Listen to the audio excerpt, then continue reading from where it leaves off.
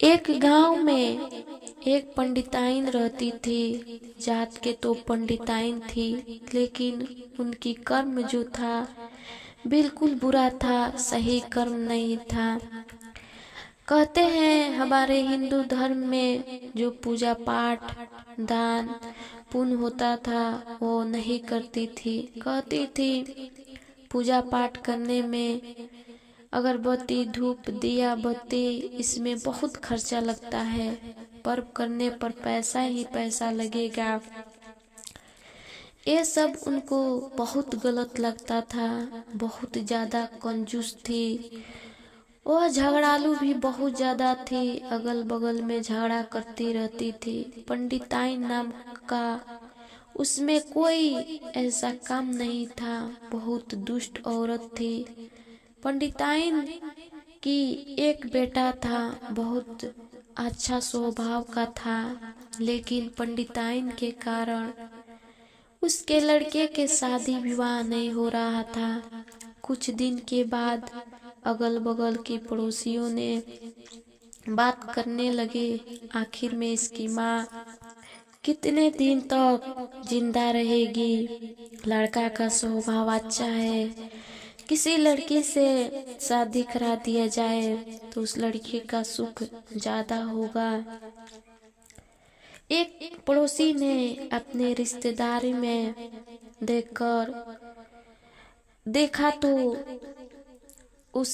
एक लड़की थी। उस लड़की बचपन से शिव गुरु को अपना शिव गुरु मानती थी, शिव चर्चा में हमेशा जाया करती थी। उस लड़की का शादी हो गया। जब वो लड़की अपने ससुराल आई तब यहाँ पर पूजा पाठ करने लगी। उसके साथ पंडिताइन थी। वो माना करने लगी, कोई पूजा पाठ यहाँ पर नहीं होगा, हमारे घर में फालतू का पैसा नहीं है, पूजा पाठ में लगाओगी। उसकी बहू जो थी शुरू में पूजा पाठ करती थी। बहू को सास की बात को बहुत बुरा लगा। वह सोचने लगी कि मेरा शादी एक ऐसा घर में हो गया, यहाँ पर तो पूजा पाठ नहीं हो रहा है, न शिव चर्चा हो रहा है, न कोई पर्व त्योहार हो रहा है। अब देखिए, जो शिव को गुरु बनाई थी 3 सूत्र का पालन करती थी। कहते हैं मन पर किसी का रोक नहीं चलता, मन को खुद ही चलाना पड़ता है। मन ही मन 3 सूत्र का पालन किया करती और ओम नमः शिवाय का जाप करती और शिव गुरु से बोलती, हे शिव गुरु, मेरा किस घर में शादी हो गया है, यहाँ पर आपके शिव चर्चा नहीं हो रहा है। मन ही मन मैं जो पूजा पाठ करती हूँ वो स्वीकार करना, आप तो अंतर्यामी है। करते करते एक एक दिन बीतता गया। अपना जो काम करती, अपने पति को देखभाल करती थी, अपना सास को भी सेवा करती थी, उनका बात का उल्लंघन नहीं करती, मन ही मन पूजा पाठ करती थी और 3 सूत्र का पालन करती थी और 3 सूत्र का पालन करती थी। कुछ समय के बाद पंडिताइन बोली, उसके घर में गाय भैंस रहा करती थी। बहू से बोली, अरे बहू, ये दूध लेकर गांव में बेचने जाओ, दूध बेचने से कुछ पैसा आएगा तो हमारे घर में कुछ काम होगा। बहू ने बोली, देखिए माँ जी, मैं तो अभी नई हूँ, अभी तक मैं किसी को नहीं जानती हूँ, न किसी को पहचानती हूँ, हम कैसे काम कर सकते हैं। बहू ने कितना भी माना कि हम दोनों समय खाना बनाएंगे, काम करेंगे, हमें कहाँ समय मिलेगा। लेकिन उसकी सास बोली, सुबह शाम खाना बनाकर दोपहर में दूध बेचने चली जाना।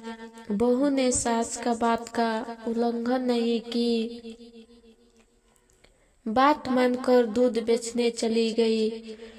बेचते बेचते दूसरे गांवों में गई तो देखी वहाँ शिव जी की मंदिर था।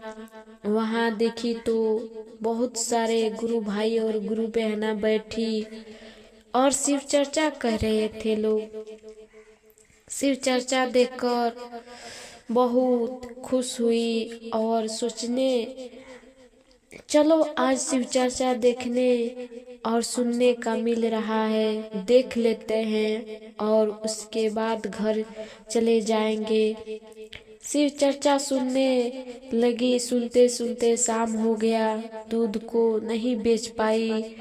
आरती का समय हो गया, देखने लगी अब कौन सा उपाय करे। सोचने लगी दूध तो कहाँ बेचने जाए। दूध को क्या की, दूध गुरु भाई गुरु बहना को दे दी और कुछ दूध बचा था तो शिव जी के अभिषेक कर दी। शिव जी के ऊपर जो फूल अक्षत चढ़ाया था गुरु भाई गुरु बहना ने उसमें से कुछ उठा ली और अपने घर की ओर आई। घर आकर अपने बक्सा में रख दी और उनकी सास ने दूध का हिस्सा मांगी थी तो बोलने लगी, देखिए माँ जी, आज का दूध का हिसाब नहीं मिला है, कल मिलेगा तो कल लाकर देंगे। सास ने बोली, ठीक है, कल हमको हिसाब चाहिए। फिर दूसरे दिन दूध लेकर बेचने गई। फिर से वहीं शिव मंदिर में शिव चर्चा हो रहा था। बहू ने देखकर सुनने लगी। उसी तरह हर दिन दूध बेचने जाती और शिव चर्चा सुनने लगती थी। एक एक दिन करते करते 1 महीना बीत गया। उसकी सास ने बोली, बहू पैसा लाओ। फिर बहू ने बोली, ठीक है माँ जी, मैं थोड़ा देर में काम करके आती हूँ तो आपको हिसाब दे देती हूँ। अब तो उसके अंदर डर बैठ गया। आखिर में माँ जी को कहाँ से पैसा दूंगी, सब दूध तो शिव जी के मंदिर में दान कर दिए हैं। और सोचने लगी, हे महादेव, मुझ पे दया कीजिए, अब हम कहाँ से पैसा देंगे। सास हमारे आज तो हमको नहीं छोड़ेगी।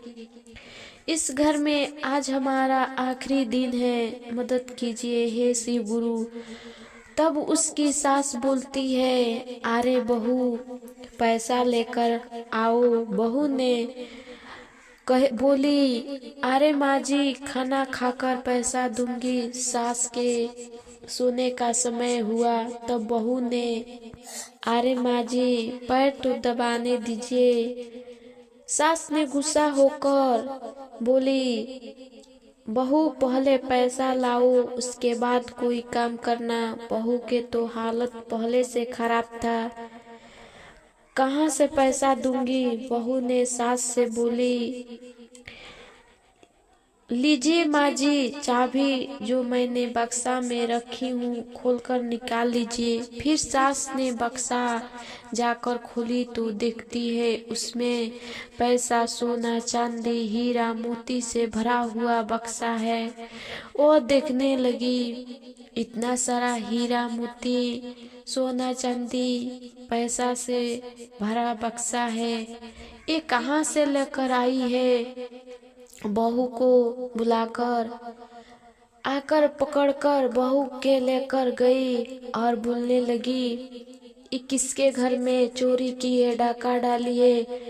बहू ने बोली, नहीं माँ जी, किसी के घर में ना चोरी की हूँ, नहीं डाका डाली हूँ, ये तो सब चमत्कार मेरे शिव गुरु के किया हुआ है।